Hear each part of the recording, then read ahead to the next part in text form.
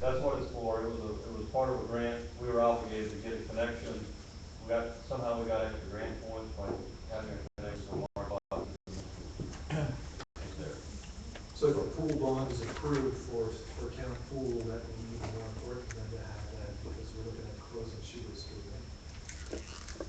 Well, that's one of the recommendations, yeah.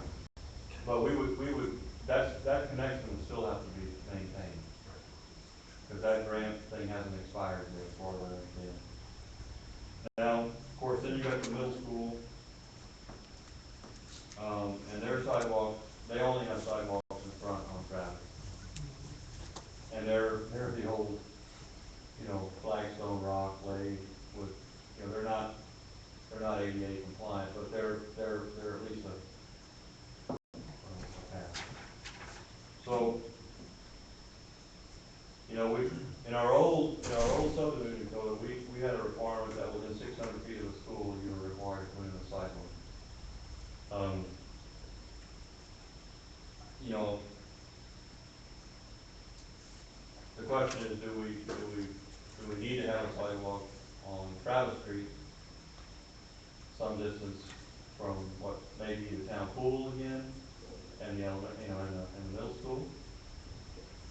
And because there's nothing in there right now, other than, if you look, there's a piece of sidewalk between Orange and Elm, way over to the west, and it's just a little 4-foot section. And you've got people's homes that front, on that section of Travis. So I think we need to think, is it more important to have sidewalks within a certain distance of the school, weighed against, what it takes to, tear up yards, possibly move utility poles, um, you know, tear up irrigation systems, those kinds of things. When you look at it just two-dimensionally, it doesn't really matter. You just draw a line on a map, but when you start looking at the reality of doing that, it becomes a little more complicated. Well, when you talk about utility poles, I've been watching sidewalks, and occasionally there is a utility pole. I won't say exactly in the middle, but it's off center. Obviously, they just went around it and on down the road. Is that something that's not advisable? No, you need to have a 5-foot wide clear path to meet accessibility standards. And I'm not saying that all of ours meet. Well, I think it goes, I think they go 5, the poles here, it may be 5 feet to this side, but it's only 2 feet to the curb side. Right. But they don't remove the pole, they just Go around. go around. Right. Because you don't want to have a series of poles with one of them out, out of line. Mm-hmm. And Yeah, it's not good I think that's the reason that it's like that. We have an expert accessibility person in Steve Conlon, so I'm blaring these ADA things out like I am a professional about it, but I'm really not. Steve deals with it all the time. So Steve, if you have any words of wisdom, we're open. So. No, I mean, there's certain details that you have to get into the sidewalks, like truncated domes, which are the little dimples that you see, which tells somebody visually impaired that they're fixing to go out into a vehicular traffic area. So, I mean, there's all sorts of things like that. And Brian talks about ADA, which the difference between TOS and ADA is TOS is a little more stringent. That's Texas' accessibility standards. And they just came out with new standards March 15th is when they fell into place. So we're all still going through a learning curve on that, but there's certain things with sidewalks about that. The thing about the flagstone is that you can't have more than, the old standard says you can't have more than a 1/2 inch offset anywhere. So that's what poses a lot of problems on Main Street, which, some of the projects we've done on Main Street, when we work on an older building, we're supposed to make the buildings accessible.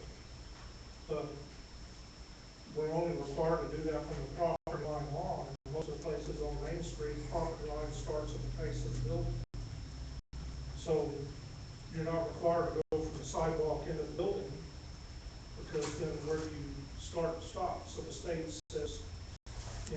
not gonna touch that. So you can't get into a building if you're in a wheelchair, but once you're in the building, everything's accessible. So that's why I asked about the tech stop, because that's gonna be overwhelming to make Main Street accessible. But somehow somebody up and down the line is gonna require it. TDLR is probably gonna require it. Well, we're not, I wasn't suggesting that we were gonna go back and make all the existing sidewalks compliant. I'm talking about just filling in the gaps where we don't need sidewalks altogether, tie into the existing ramps that were installed by TechStop. So maybe it's a little bit different. Yeah, and I'm only pointing out, there's gotta be that division, it's not gonna be perfect. Well, if you have any other, if something comes to your mind, this is kind of an open forum here, so, So the focus here is just basically the downtown area from Edison or Acorn to, Elk. That's the intent of this well, here. that's correct. And I was just trying to break this into kind of sections because, I see that, this particular area being something that the council has suggested they might be interested in allocating some money on an annual basis to go in and do these infill projects versus us waiting until somebody comes along the way with a replat or a site plan for something. And we got that. I mean, St. Mary did some improvements. There's an occasional project. Crossroads did some sidewalk. There's an occasional project, but there's not as many as you see, around here. We can just offer that as a suggestion to the council, and if they choose, to do that, fine. If not, of course, we'll potentially have a new council seated, next meeting. So we're moving forward from the direction of the old existing council, and we'll see where that takes us. So from that, I have a couple, just a map on it's very difficult to see from where you're at, but what I've done is I've tried to highlight some of the park locations in town, the public facilities, and then I think it's really points of interest. They are the post office, city hall, Mark Lots, the courthouse, the visitor center, the museum. I don't have the combat zone on here, but the combat zone is right here. University Center, Fort Martin Sky, wastewater treatment plant, Texas Ranger site here, elementary school park, Cross Mountain, middle school, the hospital, the high school. I don't have the warehouse, the Solid Warehouse, the high school administration offices, fairgrounds, airport, golf course, Oak Crest Park. And I'm showing you those because if you're trying to connect some of those elements, which is what's discussed in the comprehensive plan as a potential linkage, they start to kind of show that they're obviously located along some of our major thoroughfares and arterials. So, a very simplified thing would be, okay, let's take the north side of town and say, okay, where are the major arterials on the north side of town? Obviously, North Milam is one. Highway 16 is one. And on our thoroughfare plan, Lower Crabapple Road is identified as one. And then this is Olive Street or 1631. Okay? And there's only one route in here that's a proposed route, and that's a connection of east side connection from basically Frederick Road down to East Main, which is around Walmart, wastewater treatment plant, etc. This obviously is not an existing section of roadway, it's a proposed section of roadway. So if we agree that it would be reasonable to have a sidewalk on on the major arterial, um, those would be those roadways, okay? Now, I'm thinking reality, think about the street. I mean, we drove all these today. I don't have a video to show you. I encourage you to just drive these and see, okay, well, how are we gonna get a sidewalk? This mile, for instance, you've got an ditch on both sides. You've got the bridge, Town Creek. You've got the paved drainage ditch on the north side. You've got a retaining wall. You've got the Travis Street intersection, which has got guardrails all around it. It's going to be very costly to do that. You can physically do it and you can engineer it work, but it's going to be very costly to do that. Now, as you go further north, you still have a ditch, but you've got curves, and it makes some sense to do that, like where the church is at college. They actually put in a sidewalk when they came in, and it's nice and level there, and they got a curve, and it worked. So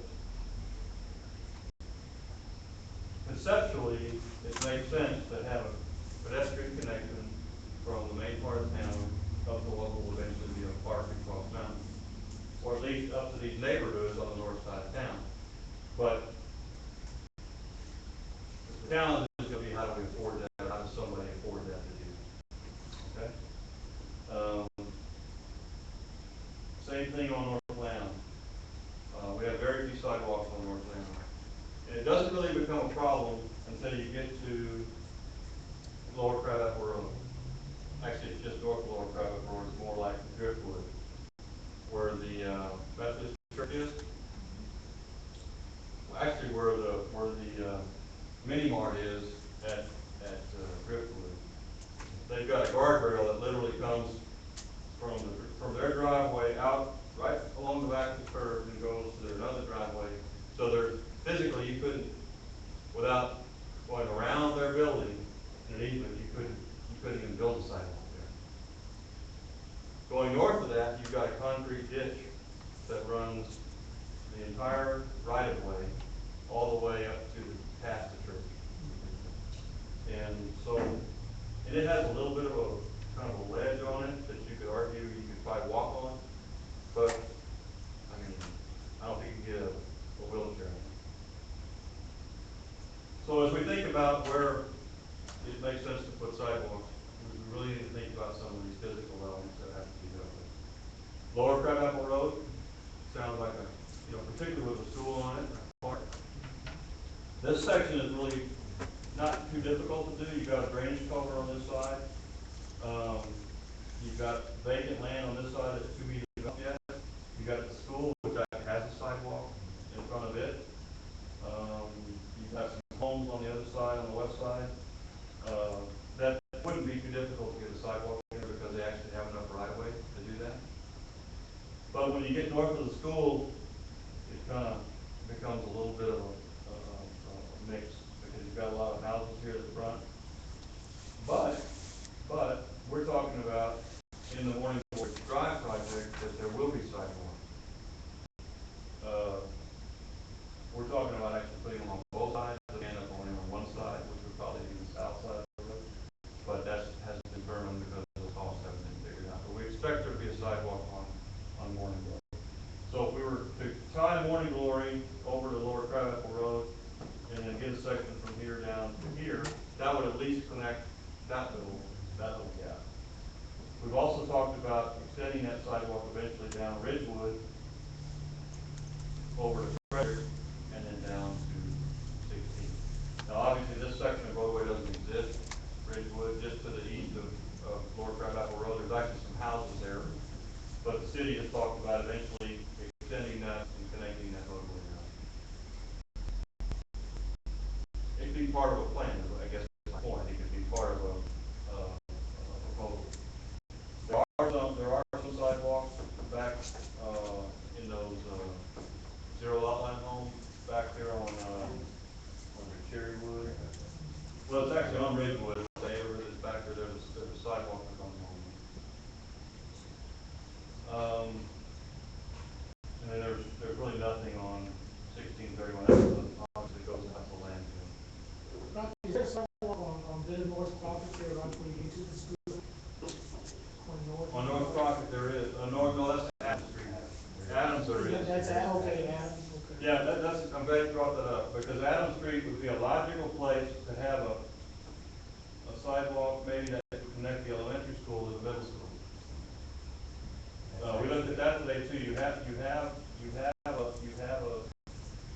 An existing sidewalk that runs along that kind of drainage area, that little open area, and it stops there where those houses start. Actually, I think it goes to the first block, first street, which would be Broadmoor. And then the advantage going from there down to the south is most of those houses side to Adams Street. They don't front on Adams Street. So if you're looking at trying to disrupt as little as possible, it would be better to be on the side than it would be in the front. But, I mean, if you just look at it physically, that makes a lot of sense. Now, the problem is when you get down here to College, what happens? Because College Street is one way on the north side of the school, and they don't have any sidewalks there. You can hook up to, North Adams, so you have sidewalks on both sides. That one. Yeah, but they're about this wide. No, you're right. No, there is sidewalks. Probably the only neighborhood in town that has sidewalks on both sides of the street. So that's actually when the fifth grade goes through the middle school and they walk back. That's actually the route that they take, because they walk from middle school to elementary. They walk from where? From middle school to elementary, and that's actually the route that they take. And how do they get from the middle school to Adams Street? I'll have to ask Jennifer, because I think they take that little jag there behind the football field. Okay. And then end up that way, because. Well, that could at least be conceptually the way we route it, but, I think that's something that, should be considered.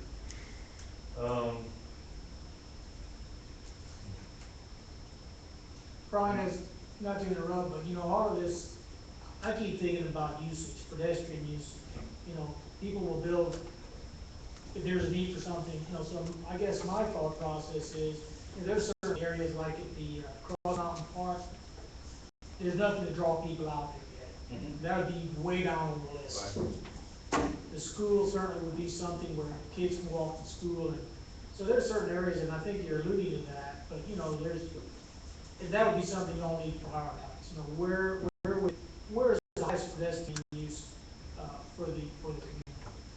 And if you're doing with our feedback on it, would that be something where we could get a copy of that like that and Sure. go back and individually at our own time go back and say, okay, this makes sense to me, because I think for me it's a little overwhelming right now to try to take all of this in, to even have any type of formal discussion, just because there's so much information. But if I had something like that to take a look at and say, in my mind, figure out to see kind of where we congregate back to.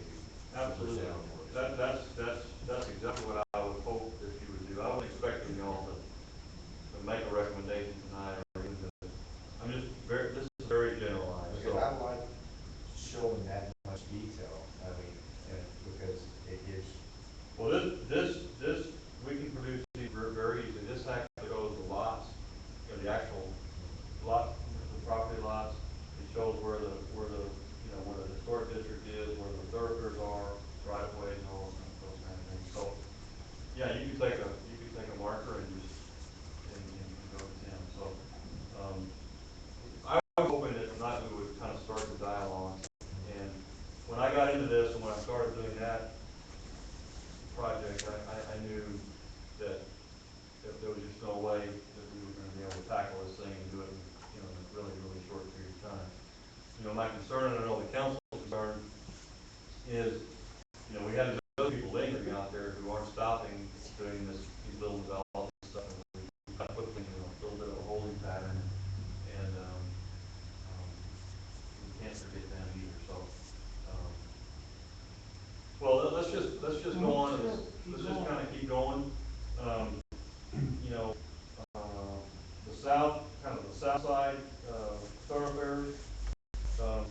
We all think of Milam as kind of being a pretty major thoroughfare now. Because it runs from obviously Main Street through these neighborhoods, and it goes down by the hospital, and it goes ultimately by the high school, all the way down to our warehouse facility. big problem we have there, the huge problem we have there, we have absolutely no right of way at all on either side of the pavement. We literally have like a foot on one side and a foot and a half on the other side behind the curb. And you've got houses that are within, 10, 15 feet of that back of the curb. So,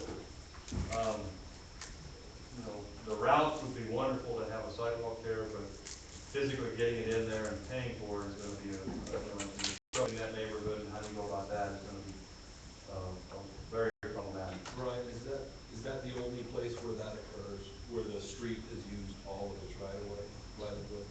It's not the only place that it occurs, but it's one of the few places where it's restricted on both sides.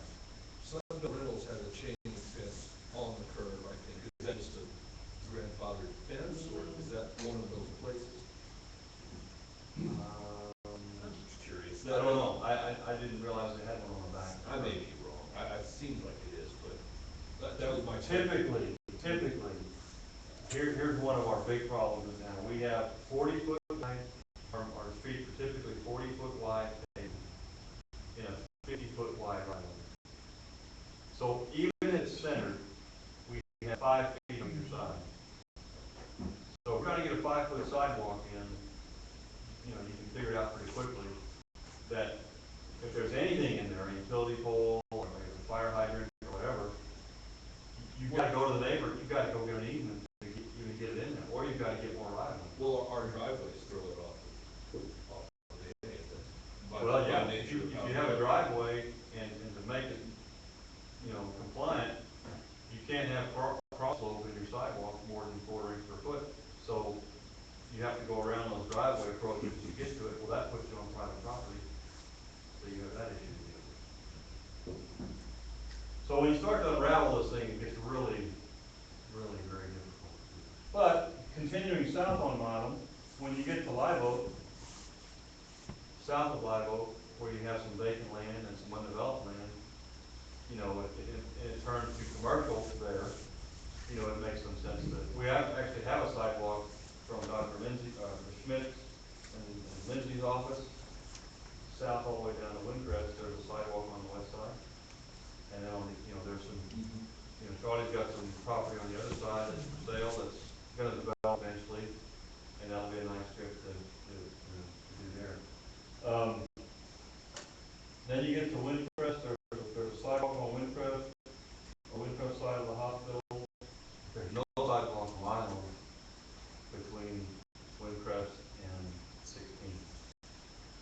And visualize yourself driving down that roadway now, and that thing is shoehorned in there too. You've got slope that's just pretty dramatic there to try to deal with. It can be done. It's just a matter of retaining walls and some engineering feat, but it's just a 1/4 mile section instead of it being